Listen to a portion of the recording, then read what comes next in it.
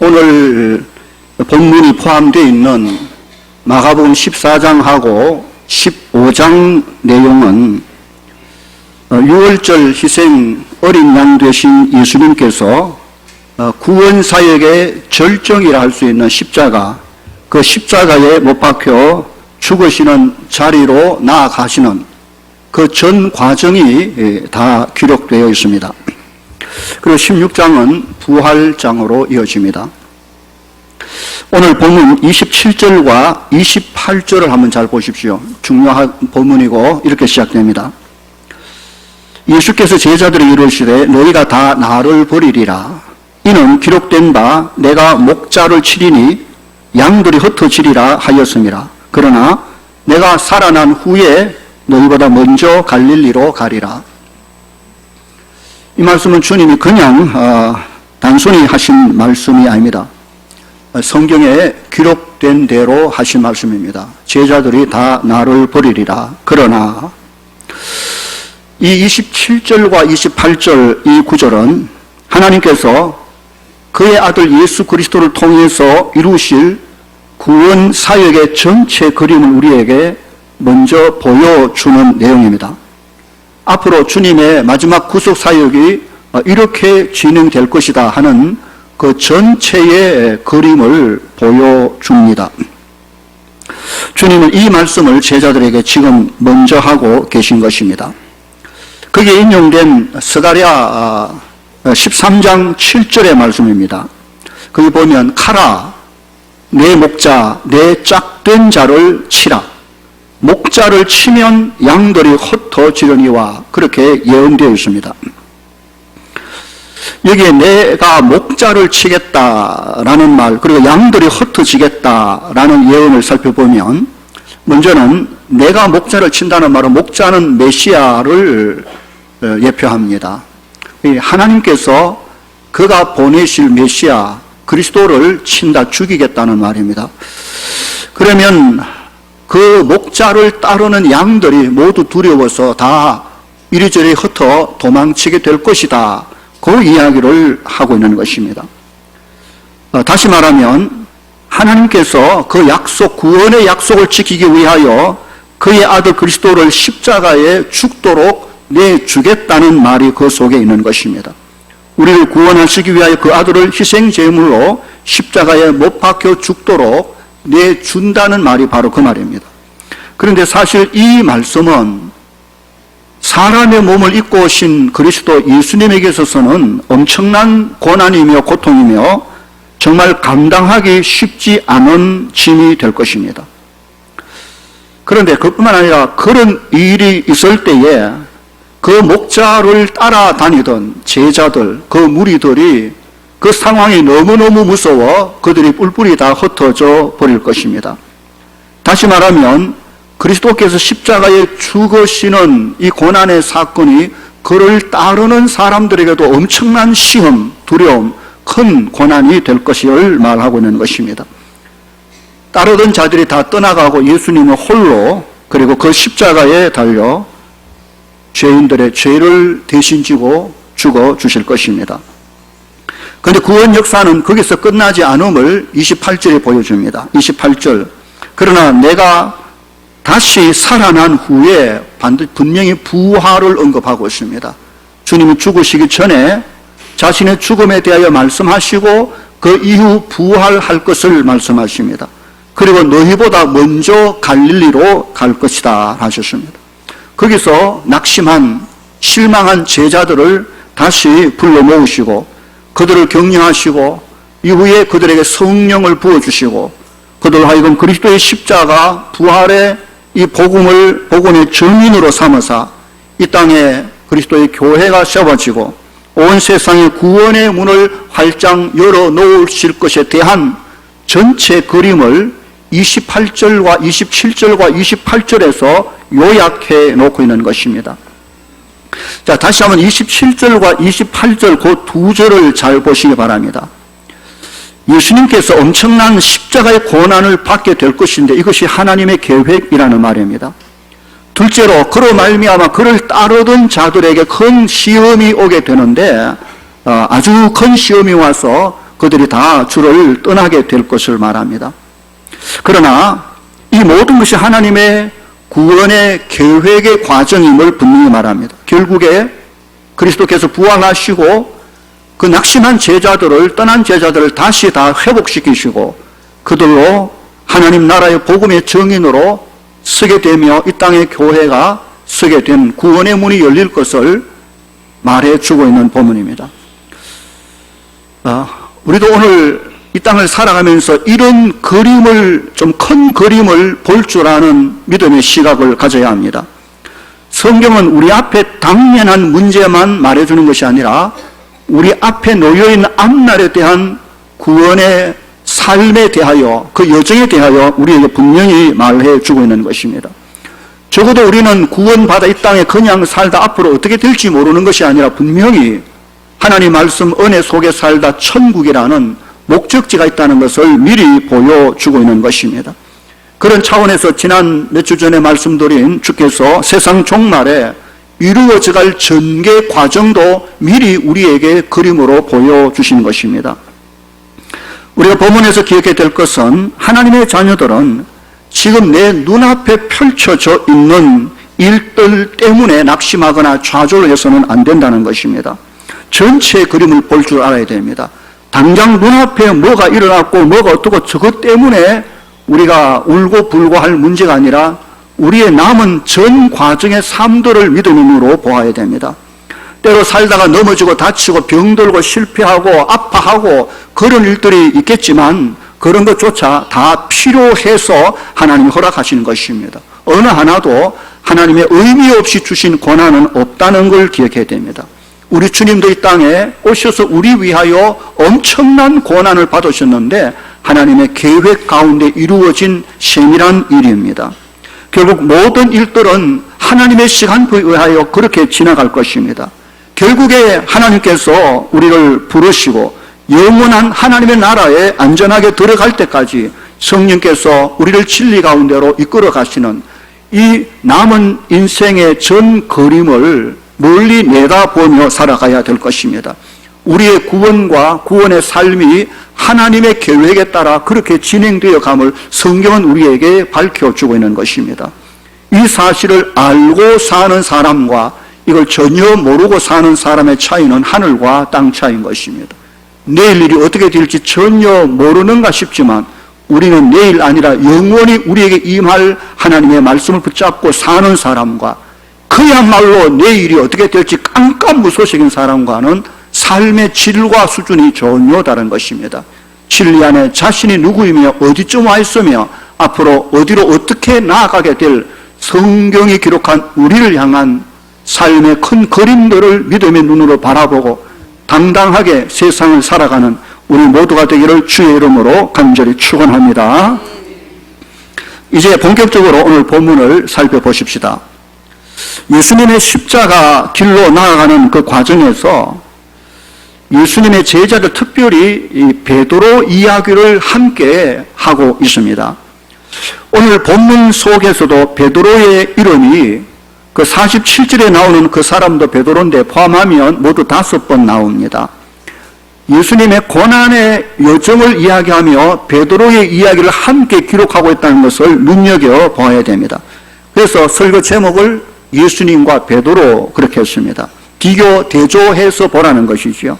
우리는 그 베드로를 보면서 주님과 나 자신의 삶을 대조해서 살펴봐야 됩니다. 베드로의 자리로 우리가 들어가서 주님과의 관계를 늘 살피면서 살아가야 한다는 것이지요. 자, 첫 번째 문단은 29절로 31절의 내용인데 보시기 바랍니다. 29절에 베드로가 여짜오되 다 버릴지라도 나는 그리하지 않겠나이다. 주께서 예언의 말씀을 통해서 목자를 치며 양들이 흩어지겠다 하니까 베드로가 놀래가지고 다 주를 버려도 나는 안 버리겠습니다. 요한이 버리고 야고보가 버려도 저는 그럴 사람이 아닙니다 라고 말합니다. 누가복음 22장 33절에는 내가 주와 함께 오게도 그리고 죽는 데도 가기를 이미 각오했다라고 말합니다. 요한복음 13장에는 내가 주를 위하여 목숨을 버리겠다라고 말합니다. 대단한 장담, 호언장담을 베드로가 하고 있는 것입니다. 정말 베드로가 그 말을 할 때 진심이었겠습니까? 아니겠습니까? 진심이었을 것입니다.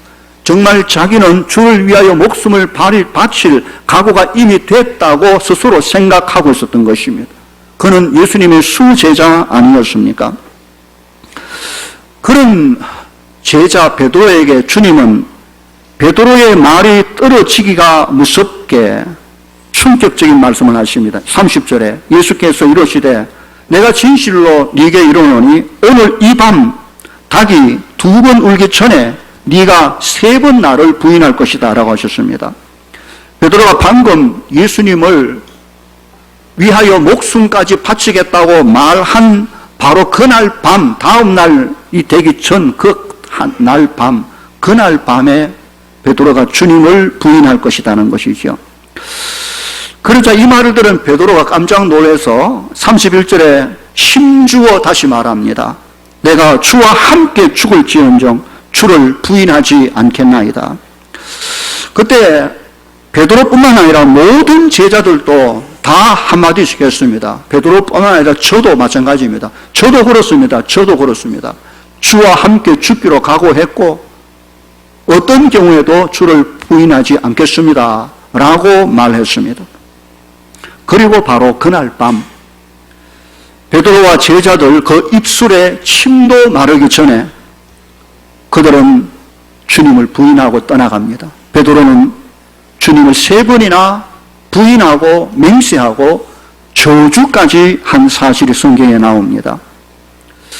다른 모든 제자들도 그 상황이 닥치자 뿔뿔이 도망쳐 버리고 맙니다. 여러분 무엇을 느낄 수 있겠습니까? 첫째로 생각할 것은 베드로는 자기가 얼마나 연약한 존재인지 자기 자신도 자기를 알지 못하고 있었습니다. 말이야 입으로야 주를 위하여 죽겠다고 100번이고 1000번 만번이고 말할 수 있지만 막상 시험이 닥쳤을 때 베드로는 자기도 모르게 그야말로 자기도 모르게 자기 입으로 주님을 부인하고 말한 것입니다. 당연히 자신은 안 그런 사람이라고 그런 비겁한 사람이 아니라고 자기 자신에 대하여 확신했지만 그러나 사실은 베드로는 심약하게 짝이 없는 사람일 수밖에 없었습니다. 우리는 우리 자신에 대해 어떻게 생각하십니까? 내 자신에 대하여 나만큼 아는 사람이 없다라고 생각할지 모르지만 그렇지 않을 수 있습니다. 저는 저 자신이 이렇고 이런 성격과 이런 기질과 이런 사람이라고 생각하고 있었는데 저를 바라보는 다른 많은 사람들의 저에 대한 평가는 제가 생각했던 제가 아니라는 것을 많이 느낍니다. 그럼 뭐가 맞겠습니까? 내가 내게 대해서 아는 이것이 맞겠습니까? 다른 많은 사람들이 내 삶을 보고 내게 대한 그 말이 맞겠습니까? 어쩌면 그들의 말이 훨씬 맞습니다. 내가 내 자신을 모를 때가 너무나도 많다는 걸 보여주고 있는 것입니다. 좋을 때 모든 게 있을 때는 내가 대단한 것 같지만 막상 고난 앞에 설 때 나의 정체가 그대로 드러나는 것입니다. 우리는 우리 자신을 너무 신뢰하면 위험하다는 걸 기억해야 됩니다. 우리는 우리 자신을 가장 모를 때가 참으로 많습니다. 내가 모른다는 사실을 늘 기억해야 됩니다. 늘 부족함과 연약함을 인정하고 사는 것이 지혜롭고 겸손한 사람일 것입니다. 나를 가장 잘 아는 분이 계십니다. 그분은 나를 지으신 분이십니다. 하나님이시며 그의 아들 그리스도십니다. 그는 베드로를 정확하게 하셨습니다. 앞으로 몇 시간 후에 베드로가 어떻게 주를 부인하게 될 모든 것을 세밀하게 다 알고 계시니가 예수 그리스도이십니다. 그는 저와 여러분에 대하여 그보다 더 정확하게 다 아십니다. 내가 나를 아는 것보다 주님이 나를 다 아십니다. 그는 나의 과거를 다 아시고 지금 현재의 상황을 뚫어보시며 앞으로 되어질 내 걸음걸음을 전지하신 능력으로 그분의 눈앞에 다 펼쳐져 있는 것을 기억해야 될 것입니다. 우리는 오늘 본문에서 이 사실을 먼저 강조하고 있다는 걸 보여줍니다. 베드로가 얼마나 연약한지 자기가 자기를 모를 만큼 연약합니다. 그러나 베드로를 아니 우리 모두를 다 아시는 주님 그분만이 우리의 모든 것을 아시는 그 앞에 우리의 삶을 열어놓고 필요한 모든 걸 구하며 물으며 살아갈 수 있는 우리 모두가 되기를 주의 이름으로 축원합니다. 오늘 두 번째로 살펴볼 것은 32절에서 42절 말씀인데, 그러면 내가 그런 연약한 존재라면 우리는 어떻게 해야 됩니까? 내가 내 자신을 알 수 없을 만큼 그런 연약한 존재라면 우리가 어떻게 해야 되는지 본문이 보여줍니다. 32절로 33절 보십시오. 그들이 겟세마네라 하는 곳에 이르매 예수께서 제자들에게 이르시되 내가 기도할 동안에 너희는 여기 앉아있어라 하시고 베드로와 야고보와 요한을 데리고 가실새 심히 놀라시며 슬퍼하사 말씀하시되 내 마음이 심히 고민하여 죽게 되었으니 너희는 여기 머물러 깨어 있어라 하시고 했습니다. 십자가, 그 십자가는 하나님의 아들 예수님에게 있어서도 너무나도 감당하기 어려운 큰 짐이었습니다. 십자가, 그것은 주님에게 고민, 고통, 괴로움, 고난이었습니다. 왜냐하면 십자가를 져야 할 때 주님은 하나님의 능력으로 십자가를 지는 게 아니었습니다. 온전히 사람의 몸으로 희생 어린 양으로 사람을 대속하여 죽을 죄 없는 사람의 몸으로 십자가에 달려 죽어야 하신 것입니다. 온 인류의 죄값을 진다는 것은 죄에 대한 하나님의 저주와 심판을 당신이 고스란히 받는 것인데, 이것은 주님에게 있어서 견디기 쉽지 않은 고난인 것입니다.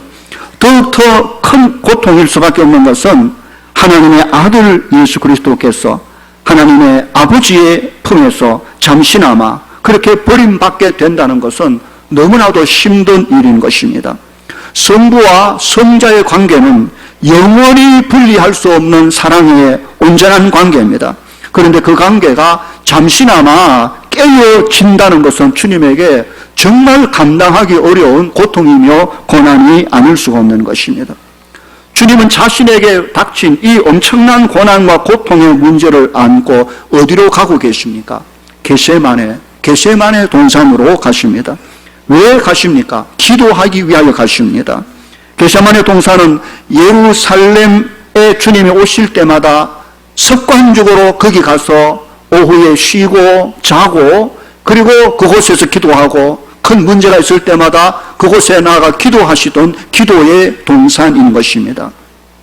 주님은 자기에게 다가오는 이 무거운 엄청난 이 문제를 하나님 앞에 가지고 나가 해결하고자 하신 것입니다.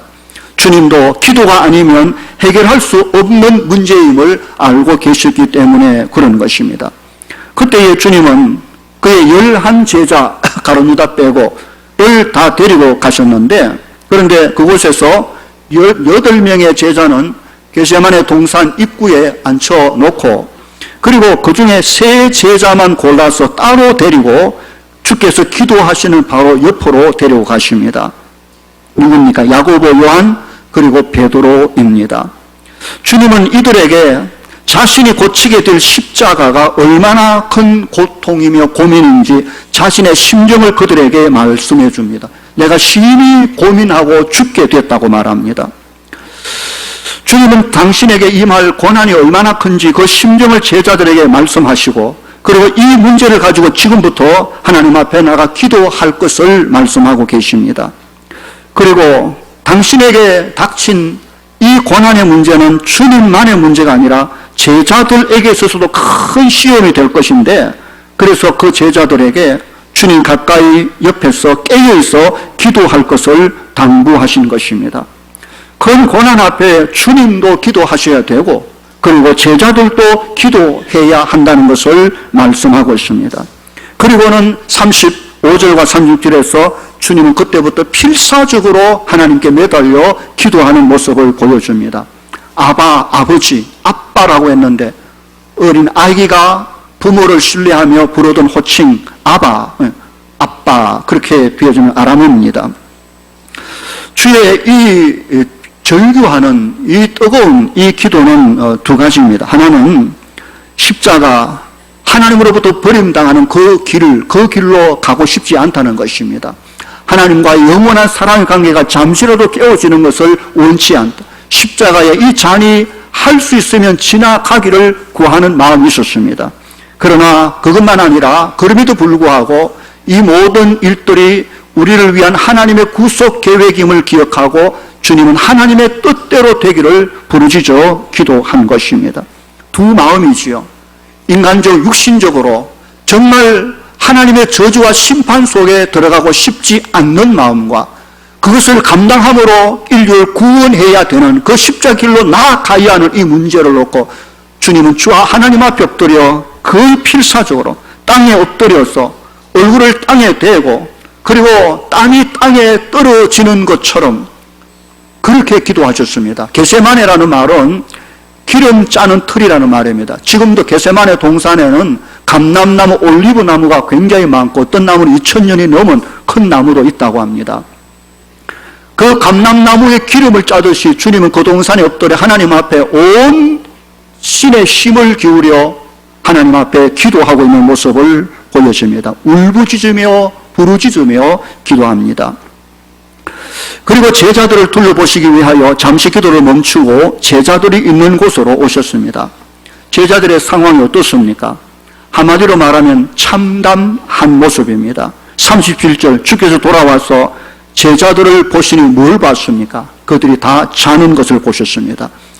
바로 옆에 주께서 돌 하나 던져면 닿을 수 있는 그 옆거리에서 주님이 고난의 문제를 가지고 울부짖으며 소리치며 엎드려 그렇게 절구하며 기도하는 소리를 그들이 다 들었음에도 불구하고 그들은 자고 있었습니다.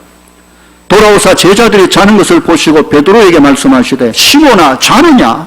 네가 한시도 깨어있을 수 없더냐? 시험에 들지 않게 깨어있어 기도하라고 말씀하셨습니다. 곧 이제 내가 잡히게 될 것인데 그러면 네 입으로 나를 부인하지 않겠다고 말한 그것을 네가 지켜내려면 네 힘으로 안 된다. 하나님께 능력을 구하고 은혜를 구하고 부르짖어 기도해야 이 시험을 이길 수 있지. 지금 자면 어쩌자고 지금 자느냐라고 말씀하고 있는 것입니다.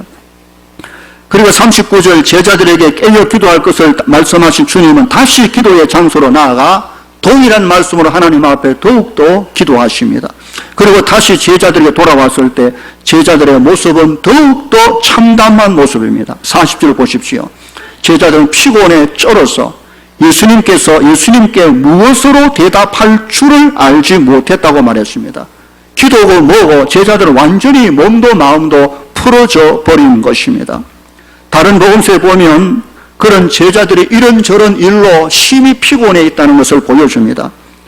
주님께서 죽으시겠다는 말씀을 들은 이후 제자들의 마음은 완전히 낙심된 상태에 있었습니다. 그리고 육체적으로는 그 눈꺼풀을 스스로 들 수 없을 만큼 피곤해 지쳐 있었습니다. 마음으로 기도해야 된다는 사실 머리로는 알고 있었지만서도 도무지 기도가 안 되는 그 육신으로 감당할 수 없는 연약함에 빠져 그들은 자고 또 잔 것입니다. 여러분 기도를 계속 잘하려면 육체도 건강해야 됩니다. 믿음만 있다고 육신의 관리를 잘못해가지고 감기라도 들어보십시오. 믿음이 있어도 웬만큼 감기를 이기고 정상적으로 기도하기가 쉽지 않은 것입니다. 그러므로 기도하기 위해서라도 건강관리를 잘 하셔야 된다는 걸 보여줍니다. 제자들은 너무 육신이 피곤하여 정말 해야 할 그 기도 시간에 기도를 하지 못하는 것이지요. 41절입니다. 세 번째 주께서 제자들에게 오셨을 때 주님께서 이렇게 말씀하십니다. 이제 넌 자고 쉬라. 그만 됐다. 때가 왔도다. 보라 인자가 죄인의 손에 팔리느니라. 더 이상 제자들에게 기도를 기대할 수 없는 상황이 됐다는 말입니다. 이제 때가 되어 기도할 기회조차 다 사라졌다고 말씀하신 것입니다. 제자들은 그야말로 기도해야 될 가장 중대한 시간에 기도하지 못하고 피곤에 지쳐 잠들어 버리고 말았습니다. 42절 보십시오. 주께서 이렇게 말씀하십니다. 일어나라. 함께 가자. 보라 나를 파는 자가 가까이 왔느니라. 이 말씀의 의미도 두 가지로 볼 수 있습니다. 하나는 제자들에게 향하여 말씀하시기를 가자. 기도에 실패한 너희들의 결과가 어떤지 가서 보자는 것입니다. 기도에 실패한 너희들의 삶의 결과가 어떤지 이제 곧 보자. 함께 가보자는 것이지요. 그리고 주님은 또 다른 의미로 말씀하십니다. 이제 나는 기도로 모든 것을 다 준비했다. 이제 나는 십자가의 길로 가게 될 이 모든 일들에 대하여 기도로 다 준비했다라고 말씀하십니다. 주님과 제자들을 비교해 보십시오. 엄청난 고난을 앞에 두고 너무 비교되지 않습니까? 기도하지 않는 제자들의 앞날의 뒤 앞날이 너무 보이는 것 같고 이미 기도로 준비한 주님의 이 당당한 걸음이 눈앞에 선히 보여지게 되어지는 것입니다. 기도하지 않고 사는 것이 얼마나 불안한 일인지 어떤 이는 말하기를 세상에 가장 교만한 사람은 기도하지 않는 사람이다. 하나님을 붙들지 않고 하나님을 묻지 않고 인생을 사는 것만큼 교만한 게 세상에 어디 있냐고 말합니다. 기도한 사람, 하나님께 겸손히 자신을 낮추고 주의 뜻을 묻고 한 걸음 한 걸음 내디디는 사람이 얼마나 지혜로운 사람인지 모르는 것입니다. 어떠한 삶 속에 우리가 당할 일들을 앞에 놓고 기도의 자리를 찾는, 기도로 준비하는 우리 모두가 되기를 주의 이름으로 축원합니다. 자, 이제 세 번째 문단으로 갑니다. 52절에서 49절 말씀인데 지금까지는 다가올 고난과 시험을 앞둔 준비 단계입니다. 그래서 주님은 기도하라고 하셨고 주님 자신도 기도하셨습니다. 이제부터 일어날 것은 준비 단계가 아니고 고난과 시험의 실제 상황이 벌어지는 장면을 보여주고 있습니다. 52절 보십시오. 예수께서 말씀하실 때입니다. 곧 12 중 하나의 유다가 왔습니다. 주께서 제자들과 기도에 관해서 이런저런 말씀하고 있는 그 도중에 사람들이 밀어 닥친 것입니다. 유다만 온 것이 아닙니다. 대제사장들과 서기관들과 장로들에게서 파송된 무리들이 왔습니다. 다른 복음서에 보면 큰 무리가 왔다고 말했습니다. 요한복음에는 천부장이 그 군대를 동원하고 왔다고 말했습니다. 그러니까 주님을 잡기 위해서 그때 쳐들어온 사람의 무리가 큰 무리, 제가 생각에는 한 50명에서 한 100명 정도 군인들과 대제사장이 보낸 하속들이 온 것입니다. 그들이 뭘 가지고 왔습니까? 검과 몽치를 가지고 왔습니다. 검은 칼이고 몽치는 이런 몽둥이 같은 곤봉 같은 그런 것입니다. 요한복음에 보면 횃불과 등을 가지고 왔고 그들은 다 무기를 들고 왔다고 말했습니다. 예수를 잡기 위해 철저히 준비하여 그 밤에 쳐들어온 것입니다. 왜 왔습니까? 예수님을 체포하기 위해서 왔습니다. 왜 그 밤에 왔습니까? 그때는 예수님이 군중들과 분리되어 있어서 군중들의 밀란이 일어날 가능성이 없기 때문입니다. 이것을 예수님의 제자였던 가룟 유다가 너무나도 잘 알고 있었습니다. 원래 대제사장들은 예수님을 유월절 명절에 잡으면 밀란이 일어날 것이 두려워서 명절엔 하지 말자라고 했습니다. 그러나 가룟 유다는 예수님을 조용히 잡을 수 있는 시간과 장소를 알고 있었습니다. 그래서 대제사장에 가서 돈을 받고 그리고는 이제 바로 이 시간 조용히 주님이 군중들과 분리된 그 장소에서 기도할 이때에 제자들은 무리들을 끌고 와서 예수님을 체포하기로 시도한 것입니다. 가룟 유다 보십시오. 그는 이미 군인들과 군호를 짰습니다. 내가 가서 여기 12 사람들 중에 누가 예수님인지 당신은 잘 모르니까 내가 입을 맞추는 바로 그 사람이 예수다. 그는 함부로 잡을 수 없다. 굉장한 능력을 가지기 때문에 단단히 보고 빨리 붙잡아 단단히 잡아서 끌고 가야 된다. 이미 다 짰습니다.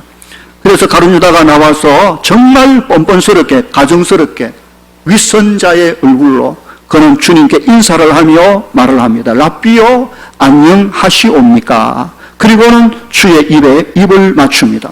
입을 맞춘다는 말은 좀 이상해 들지 몰라도 이 필레소라는 말인데 필레오라는 말에 나옵니다.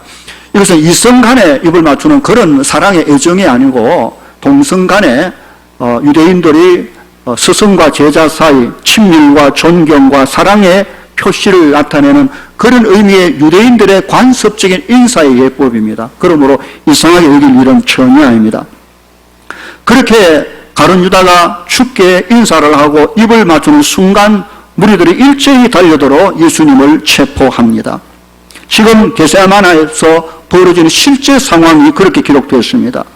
우리는 여기서 예수님의 제자 베드로의 태도와 예수님의 모습을 서로 비교해 볼 수 있습니다. 그리고 우리 자신을 비추어 봐야 됩니다. 47절에 보니까 그때 곁에 서 있는 자 중 한 사람 이라고 했는데 이름이 안 나오지만 요한복음에는 그 이름이 베드로라는 사실을 분명히 밝히고 있습니다. 베드로가 칼을 빼어서 대제사장의 종 말고입니다. 종의 귀를 쳐서 땅에 떨어뜨립니다.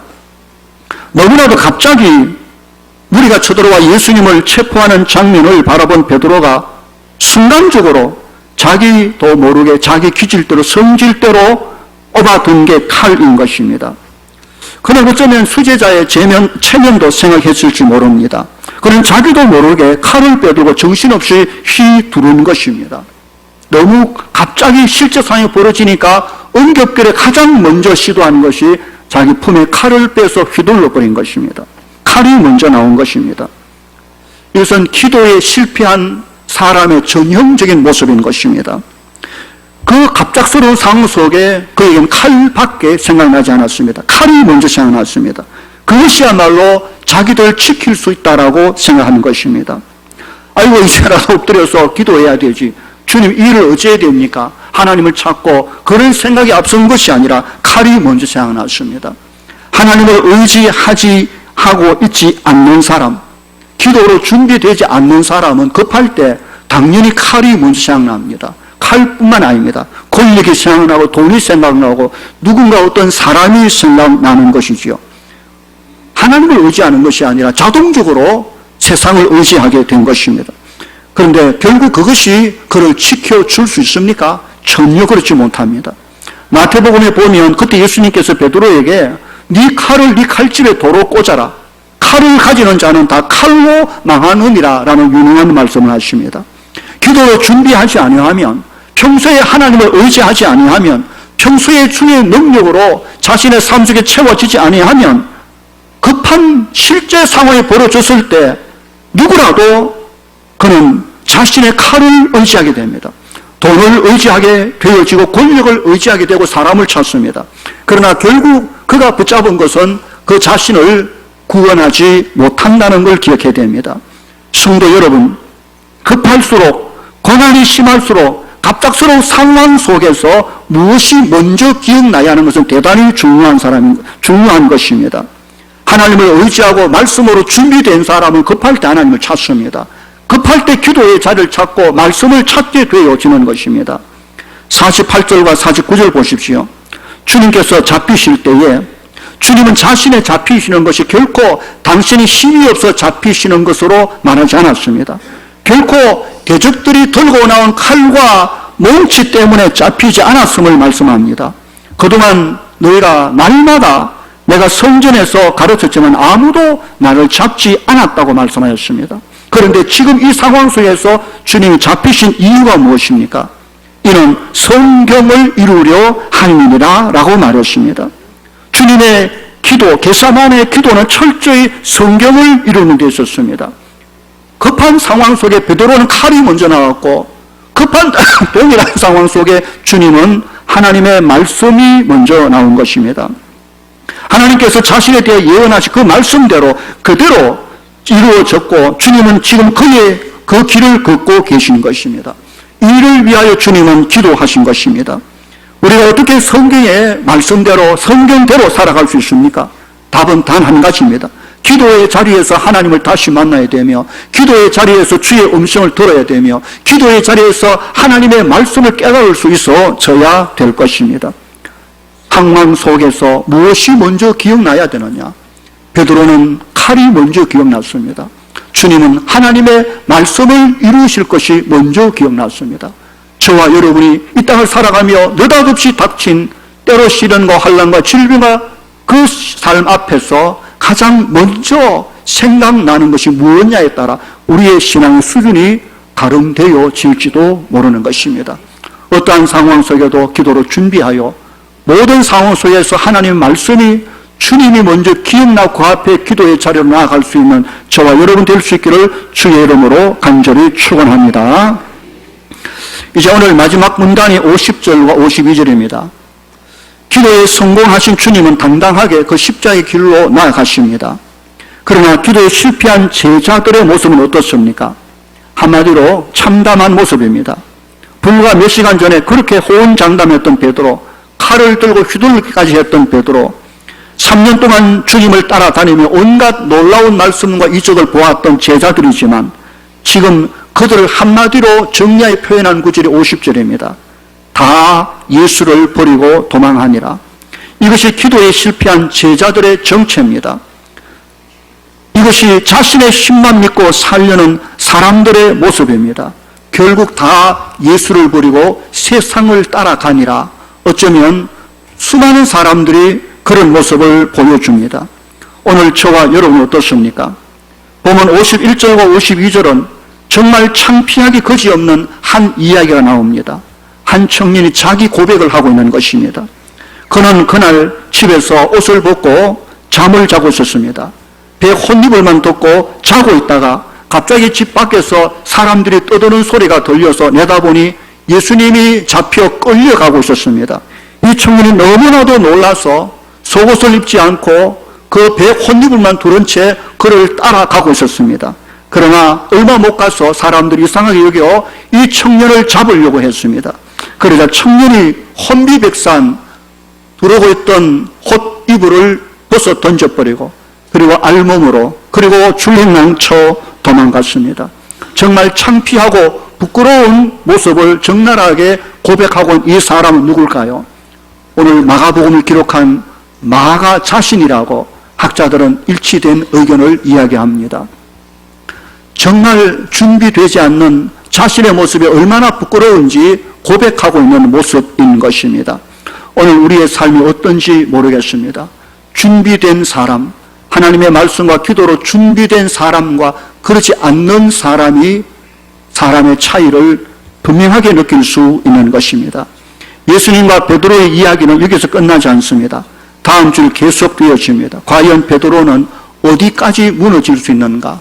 오늘 주를 믿는 저와 여러분의 삶이 어디까지 바르게 설 수 있는지 살펴볼 내용이 이어지는 것입니다. 오늘 말씀을 정리해 보십시다. 베드로는 자신이 얼마나 연약한지인지 자기가 자신을 몰랐습니다.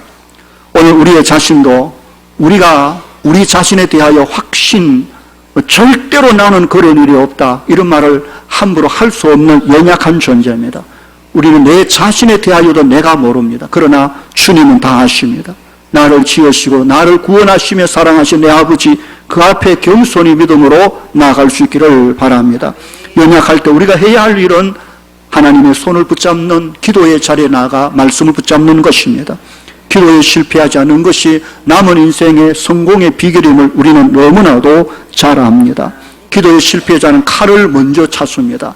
그러나 기도의 성공자는 하나님의 말씀을 먼저 찾습니다. 우리가 살 길은 칼이 아니라 하나님의 말씀인 것입니다. 기도에 승리하신 예수님, 우리를 위하여 당당히 십자가의 길로 나아가시는 예수 그리스도, 그는 오늘도 저와 여러분의 찬양과 경배와 영광을 받기에 충분하신 분이십니다. 우리는 말씀을 통하여 그 주님을 다시 바라보고 우리가 주의 은혜 속에 어떻게 살아가야 될지 남은 삶의 큰 그림을 바라보고 믿음으로 나아가는 우리 모두가 되기를 주의 이름으로 간절히 축원합니다. 기도하겠습니다. 걸어가신 아버지 감사합니다. 주께서 우리에게 주신 말씀 안에서 우리의 모습을 발견하게 하시고 우리가 어떻게 다시 주 앞에 서야 하는지 깨달을 수 있도록 은혜 베풀어 주시기를 바라고 빕니다. 우리 자신에 대해 내가 안다고 말하지만 우리는 우리 자신에 대하여 너무나도 모르는 것이 많습니다. 모든 것을 아시는 주 앞에 무릎 꿇고 하나님의 말씀 속에 자신을 발견하며 믿음을 준비하며 성령으로 채워지며 어떠한 상황 속에서도 칼이 아니라 하나님이 먼저 생각나고 주의 말씀이 생각나고 기도의 자리가 생각나는 저희들 되게 하여 주시옵소서. 우리를 살리는 것이 우리 속에 칼이 아니고 하나님의 주신 말씀임을 기억하며 진리의 길 끝까지 걸어내는 저희 모두가 되게 하여 주시옵소서. 예수님 이름으로 기도하옵나이다. 아멘.